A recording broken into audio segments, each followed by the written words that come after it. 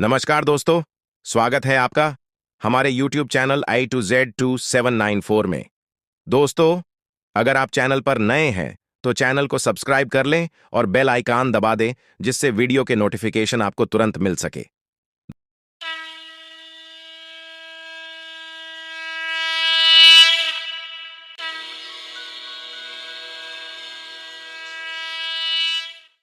दुनिया में सभी धर्मों में एक बात की समानता मुख्य रूप से पाई जाती है कि सूर्य, चंद्रमा, पृथ्वी सहित सभी ग्रह तथा आकाश का निर्माण किसी अदृश्य शक्ति ने किया है। ईश्वर, भगवान, अल्लाह, रब, गॉड आदि अनेक नामों से सभी धर्मों के लोग उसे जानते हैं। वह इस ब्रह्मांड के बाहर किसी स्थान पर रहता है, या भी सभी धर्म समान रूप से स्वीकार करते हैं। मरने के बाद भी हमारा जीवन रहता है, यह भी सभी स्वीकार करते हैं, परंतु यहीं से अन्य धर्मों की मान्यताएं भिन्न हो जाती हैं। मुसलमान, ईसाई, यहूदी जन्नत जाने की ख्वाहिश रखते हैं, तो हिंदू, सिख स्वर्ग या बैकुंठ लोक। हिंदू धर्म ग्रंथों में 7 लोकों का वर्णन है।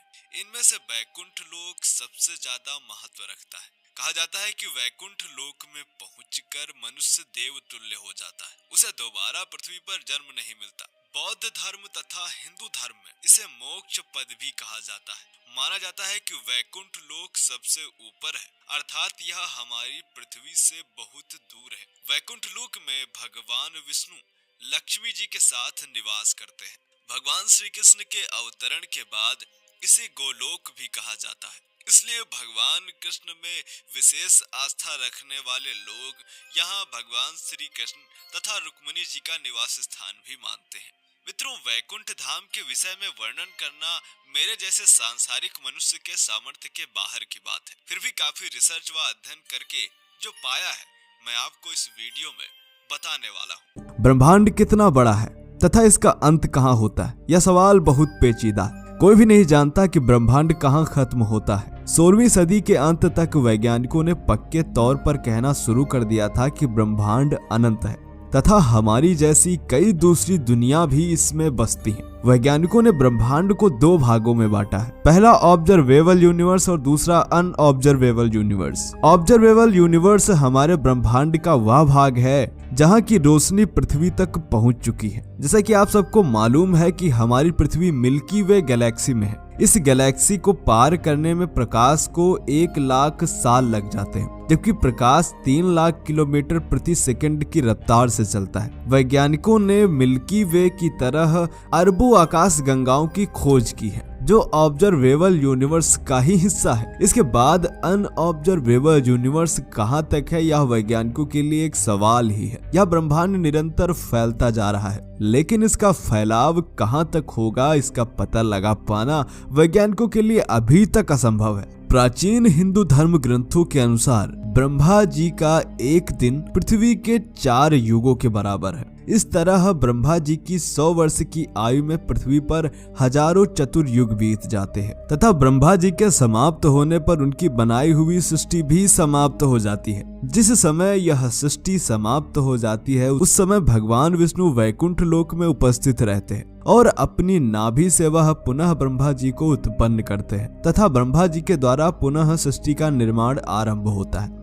इस तरह एक बात तो साफ हो जाती है कि वैकुंठ लोक इस सृष्टि के अंदर नहीं है। श्रीमद् भागवत महापुराण के अनुसार वैकुंठ लोक में हजारों सूर्य का प्रकाश है। वहाँ बहुत से प्रकाशवान ग्रह भी मौजूद हैं। विष्णु पुराण में वर्णन मिलता है कि वैकुंठ लोक ध्रुव लोक की ओर है। ध्रुव लोक में भक्त ध्रुव का निवास है, जिनकी कथा आप सबने स्कूल की किताबों में भी पढ़ी होगी। प्रायः ध्रुव तारे को ही ध्रुव लोक माना जाता है, जो हमारी पृथ्वी से 433 प्रकाश वर्ष दूर है, यानी 4 पदम 10 नील 40 खरब किलोमीटर दूर है। गरुड़ पुराण के अनुसार पृथ्वी से वैकुंठ लोक जाने में सबसे पहले ध्रुव लोक ही पड़ता है। उसके आगे 12 करोड़ 29 लाख 53,800 किलोमीटर की दूरी पर महरलोक स्थित है, जहां महान पुण्यात्माएं निवास करती हैं। महरलोक से 24 करोड़ किलोमीटर आगे जनलोक स्थित है। यह स्वर्गलोक जैसा ही है। जनलोक से 99 करोड़ किलोमीटर के बाद तपोलोक आता है, जहां पर कठिन तपस्या करने वाले योगी निवास करते हैं। यह स्वर्गलोक का सर्वोच्च और सबसे पवित्र स्थान है।